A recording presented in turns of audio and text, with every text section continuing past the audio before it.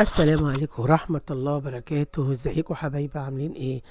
يا رب حبايبي تكونوا بخير. برج العذراء حبايب قلبي، صفوا النية كده، اتفائلوا بالخير تجدوه، طلعوا الطاقة السلبية، صلوا على الحبيب وكمان استغفروا. طبعا حبايبي اللي اول مرة بيزوروا قناة ام احمد، ما تنسوش تعملوا اشتراك وشير ولايك للفيديو. حبايبي بقى اولادي واخواتي الموجودين في القناة، ما تنسوش تعملوا ايه؟ لايك وشير للفيديو. ماشي يا حبايبي؟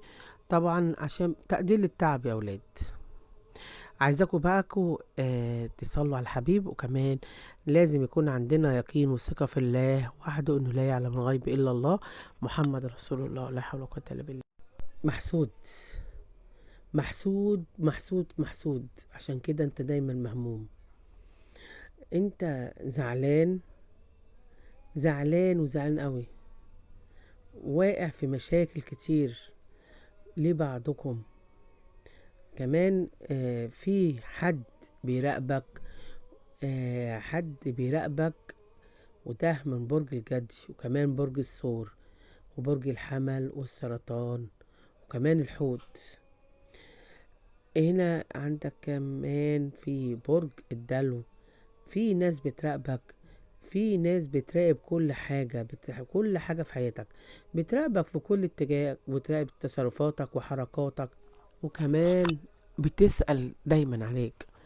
كمان انت في منكو تعبانين، في الرجل بتوجع عشان حصل حاجة، حصل في خسارة، انت خسرت مال وانت زعلان عليه.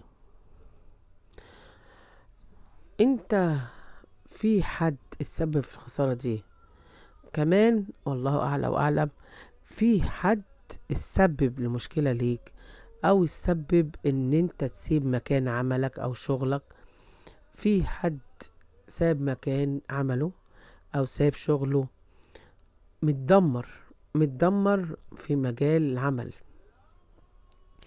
في كمان حصل منكم حالة وفاة، او حد عندكم توفى، أو ربنا يرحمه ويجعل مثواه الجنة. في منكم حاسين انه مش عايشين. كمان انتوا انتوا في عندكم كرب، وكرب شديد، عمالين تعافروا على الرزق وبرضه مفيش، والدخل قليل. انت من كتر التفكير مش عارف تنام. كمان في عندكم نفاق من ناحية الأهل، أهل الشريك. كمان عايزاكم تاخدوا بالكم وتركزوا من حد موجود في حياتكم، وده من برج الأسد، لازم تركزوا وتخلوا بالكم. في حد مؤذي، مش عايزك تكون متواجد مع الشخص اللي انت بتحبه، عايز يحصل فراق، سواء بقى كان حبيب أو كان شريك. في كمان منكم حاسين ان هو مخنوق ومش طايق الشريك، ولا طايق منه كلمة، ولا عايز حتى يبصله. كمان في عندكم نفور، في حاجز بينك وبينه. في كمان في منكم عنده جن عاشق، والجن العاشق ده بيسبب في بعض الحالات ان يكون في نفور بينك وبين شريك، او انت مش طايقه، مش عايز تكلمه، مش طايق تبص في وشه. لو بصيت في وشه ما بتبقاش طايق، ان انت عايز تاكله، عايز تخنقه، عايز تسيبه وتمشي. عايز بالطاقة دي وحاسس بالكلام ده. كمان انت مش حابب الوجود، انت مش حابب الوجود، حاسس ان انت مخنوق منه، مخنوق من البيت، مش طايق اي شيء. في منكم بتحاول تتعامل مع شيء على اساس ان الدنيا حلوة والدنيا زي الورد، وان الدنيا تمام، بس هو بيعمل كده عشان العيشة تمشي والدنيا تمشي، بيقول الحياة تمشي وخلاص. كمان انت بتعمل كده عشان الدنيا تمشي وامورك تمشي. بس في منكو الجن العاشق هو اللي مخليك مش طايق الشريك. بس انتوا تعبانين نفسيا ومعنويا وجسمانيا وكل حاجة عندكوا تعباكوا، حاسين ان انتوا ملكوش ظهر ولا سند، مفيش حد واقف جنبكوا ولا بيطبطب عليكوا ولا بيحسسكوا بالامان. في كمان في منكم معمول له طاقة بوقف الحال، طاقة سلبية. في منكم معمول له بالمرض، في منكم معمول بالنفور، مش طايقين الشريك ولا هو طايق. عايزاكم تبدأوا تشتغلوا نفسكم واقروا سورة البقرة لمدة 40 يوم وسورة الجن، وحاولوا ان انتوا تستحموا بالملح، و يعني امسحوا البيت بالملح وبخروا البيت عشان الطاقة السلبية اللي موجودة عندكم في البيت. كمان انتوا بالفعل انتوا متدمرين. لا اله الا رسول الله. حتى الحياة العاطفية مش حلوة، مش احسن حاجة، الحياة مش مظبوطة. كمان في ناس دخلت في ارتباط او داخلة ارتباط او زواج، مفيش حاجة عندكم بتكمل، بيحصل فشل، انت حزين تعبان مجروح. الناس حتى المتجوزة بينها وبين الشريك في بعد، نفور، حواجز، واقفين لبعض على الكلمة، وعاملين زي ما بيقولوا ايه، نائر ونقير. انت مدي للدنيا ظهرك، انت اديت ظهرك لحاجات كتير، لناس كتيرة، ناس كانت موجودة في حياتك وشايفينك واقف حزين وزعلان قوي. في ناس منكم بتخرج من مشكلة وتخش في مشكلة تاني، زعلان وحزين حزين قوي على نفسك. كمان في منكم وصل مرحلة يعني بقى عندك لا مبالاة، ما بقتش فارقة، انت بتقول هيحصل لي ايه اكتر اللي حصل.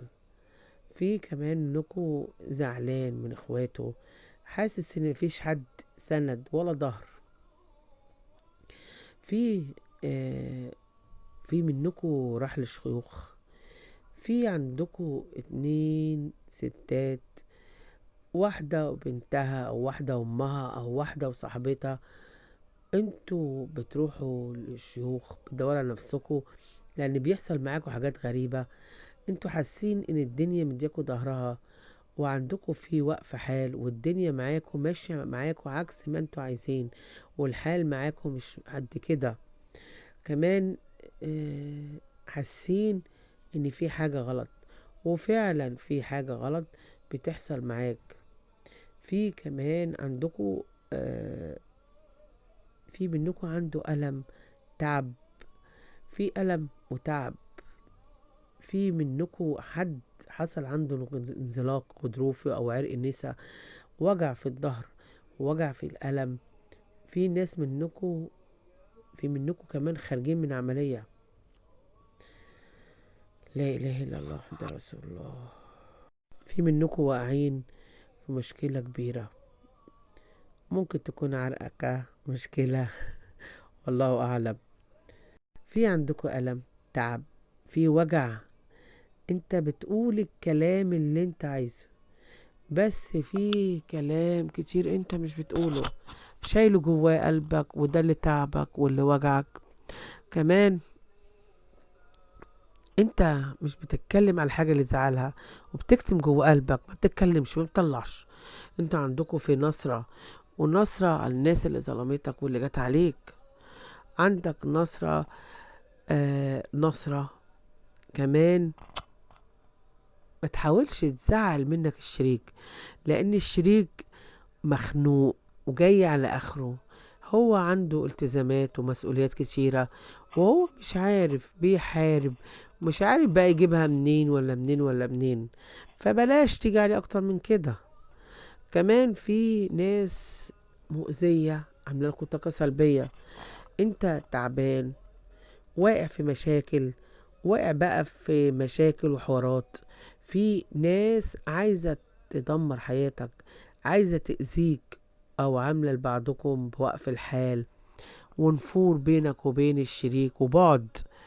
في ناس مؤذية مبهدلاك وجاية عليك ومخلياك مش شايف قدامك. في ناس كتيرة نفسها تفرح فيك وتشمت فيك، عايزة توقعك. في ناس بتحفر لك، بس تحفر دي هي اللي هتقع في الحفرة دي. بصوا حبايبي، انت مستني مرسال او مستني ناس، انت مستني حاجة كمان. انتوا مشتاقين، مشتاق للحب، مشتاق للحنية، مشتاق للسند، مشتاق للأمان. انت كمان الفترة اللي فاتت دي كنت مضغوط، كنت مضغوط في كل حاجة، مضغوط من الناحية العملية والمهنية كمان. انت كان عندك اجهاد ورايح جاي رايح جاي، وكان بيجي وقت بتحس ان انت كسلان، تعبان، مرهق ومجهد. لما يجيلك الاحساس والكسل والارهاق ده، عايزاك تقوم تفوق نفسك وما تستسلمش للطاقة السلبية ديت، لان انت عندك مسؤولية كبيرة. عايزاك تجدد طاقتك، جددها بطريقتك، بلاش الطاقة السلبية. ممكن تكون عندك في حسد، وممكن تكون حد مركز في حياتك، بيبص جوه حياتك. في ناس كتير مركزة معاك، في ناس حاطة عينها عليك وبتحسدك على أبسط الأمور، بتحسدك على صحتك، على ضحكتك، على هدومك، بصلك في كل حاجة رغم ان انت ما حلتهاش حاجة. في ناس ما عندهاش حاجة، بس هي الضحكة، ومحسود برضو على الضحكة. في ناس بتقول يا رب وبرضو بتتحسد. هي الناس بتحسدك ورصدك وانت اصلا بنظرة ونجمك خفيف، عشان كده دايما بتقع في مشاكل ومبتسواش. عايزاك الفترة الجاية دي تاخد خطوة لقدام، خد خطوة لقدام وترمي كل حاجة وراك. فكر في نفسك، بلاش تفكر في الناس اللي حواليك، لان انت بتهلك نفسك عشان الناس اللي حواليك. هنا عندك الايام الجاية ان شاء الله عندك في وفرة مالية.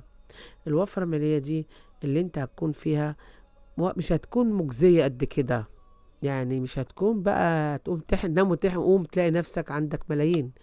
هيكون عندك دخل مش هيخليك ان انت تقول لحد تمد ايدك محتاج. اللي عندك هيكفيك وهيسترك وهتقول الحمد لله. في عندك وفرة مالية عباية، بس حاجة دي وهتحمد ربنا، وهتكون ربنا ساترها معاك. في كمان منكم عندكم عندها قضية، في ناس داخلة كمان محكمة، انتوا مش هتكسبوها لو عملتوا شوية تنازلات. انا عايزاكوا تكونوا عندكم في لين، تكون لين شوية، بلاش الحدية، لان التأجيل مش هيكون من مصلحتك، مش هيكون من مصلحتك. حاول ان انت تعمل حبة تنازلات، وعايزاكوا تنجزوا، بلاش تكون عندكم في انتظار. انت عندكم منساليات ودين، انتوا لازم او ملزم ان انتوا تسدوا الديون اللي عليكم، وانتوا مضغوطين من حاجات كتيرة. والله يعينكم على اللي انتوا فيه. في كمان حد من عندك من عيلتك بيعمل لك حبة مشاكل، او الشريك هو اللي مزعلك، هو اللي بيضايقك، او هو اللي مسبب لك تراجع نفسي. حاول ان انت تكون عندك لين شوية عشان الدنيا تمشي. خلي الازمة اللي انت فيها دي تعدي. الايام الجاية دي هيكون عندكم في اخبار تخص مشروع او تخص شغل او تخص عمل، لان انتوا الفترة الجاية هيكون عندكم تغيير ليكم من الناحية المهنية. هيكون عندكم في تغيير، وهتقدر تغير اتجاهك ومصيرك، هتغير طريقة تفكيرك. هيكون عندك في تغيير جذري في كل شيء. كمان انت ماشي في طريق، والطريق ده بإذن الله هيكون طريق خير ليك، بس لازم تخلي بالك في حد ماشي وراك وبيغدر بيك. وخلي بالك من نفسك ومن صحتك، وروح للطبيب. لو انت حاسس ان انت تعبان روح للطبيب، بلاش تبقى عندك إيمان في نفسك وصحتك، لأن أنت مهمل أصلا. لا إله إلا الله. أنت ما عندكش صراحة مع الشريك، بتداري، بتخبي في حاجات انت مخبيها، عشان كده انت تعبان. في حاجة انت مش مصدقها، مش قادر تستوعبها. في حاجة بتحصل معاك وانت مش قادر تتكلم فيها. في حاجة بتحصل بينك وبين الشريك مخلياك تعبان نفسيا وانت مش عارف تتكلم. في ناس منكم يعني يعني ناس يعني ناس قليلة في حالاتها العاطفية مرتاحة، فربنا يسعدكم يا رب، يوفقكم ويديمها عليكم. في كمان عندكم انت مش عارف تعبر جواك، مش عارف تتكلم للناس اللي حواليك. انت من جواك بتقول يا ريت الناس اللي قدامي دي واللي حواليا تتغير. انت بتطلب منهم التغيير. قبل ما تطلب التغيير من الناس اللي حواليك، حاول ان انت تغير نفسك، لان في حاجات كتيرة بتحصل معاك غلط. وانت كمان بعض التصرفات اللي انت بتعملها غلط في غلط. فانت حاول ان انت تغير من انت الاول قبل ما تطلب التغيير من الناس اللي حواليك. خليك لين مع الناس. انت هتسافر وهتحقق الحاجة اللي انت نفسك فيها. في الايام الجاية هيكون في حاجة مرضية ليك. انت ربنا هيكرمك، انت ربنا هيديك، لان انت هيكون في عندك في لوم بينك وبين حد. لما هيحصل اللوم والعتاب، مش عايزاك تدقق قوي في التفاصيل، حتى لو كانت مؤلمة او مزعجة. بلاش تكبر المواضيع. في منكم في عندكم فرحة، في منكم عندكم فرصة حلوة، وده في من عندك في طريق جديد انت ماشي فيها، والسكة دي هتكون فيها فرحة. في ناس هترجع لكم من الماضي، وفي منكم آه الناس اللي حصل عندها بعد انفصال او زعل، هيكون في رجوع. في رجوع للناس المنفصلة والناس الزعلانة. في كمان ناس هتحصل على ترقية الفترة ديت. في ناس هتحصل على ترقية. في ناس هتمسك منصب حلو. في عندكم علو شأن. انتوا الفترة دي لازم تخلي بالكم، في عندكم مواجهة مع بعض الأعداء أو الناس الموجودة. هيكون عندكم مواجهة وعايزاكم تخلي بالكم، لأن المواجهة دي ممكن تتعبكم شوية، ممكن تتعبكم حبة، والله أعلى وأعلم. لأن انتوا عندكم مجاهدين من القيل والقال. كمان عندكم الضوء هيكون مسلط عليك الفترة دي. انت انت حاسس ان آه انت الدنيا عندك هتكون فيها تمام. الفترة الجاية دي هيكون دنيتك هتبقى احسن، بس عايزاك تخلي بالك من نفسك، لان انت الضوء هيكون مسلط عليك. لان انت لازم تخلي بالك من تصرفاتك. خلي بالك من تصرفاتك على قد ما تقدر. مش عايزاك تتكلم كتير، وفي نفس الوقت عايزاك تخلي بالك من اخر الفترة الجاية دي، اخر اسبوع من الشهر ده. انت عادل اصعب اصعب اسبوع. فلازم تخلي بالك وتركز وتحذر نفسك في اي شيء. اي حاجة انت هتعملها انت هتكون لصالحك، ولكن اي حاجة هتعملها في الفترة الجاية دي مش هتكون مصلحتك. انت حاول تخلي بالك. حاول على قد ما تقدر تخلص حاجة انت بتعملها. حاول تحدد الاولويات بتاعتك واهدافك قبل ما تخش. حاول على قد ما تقدر ان انت تكون هادي ويكون عندك حكمة. انت عايزاك كده تركز، وان انت تبذل مجهود حبة او تشتغل على نفسك. وعايزاك تغير مودك عشان تكون عندك طاقة ايجابية، ويكون عندك صبر وراحة بال. بلاش تفكر في اي حاجة سلبية. ماشي حبايبي؟ كده تمام. كمان ان انتوا هيكون عندكم في ازمة مالية، بس ان شاء الله في انفراجة وفي حلول ليها كتير. ربنا يفرح قلبكم جميعا يا رب. اقول لكم السلام عليكم.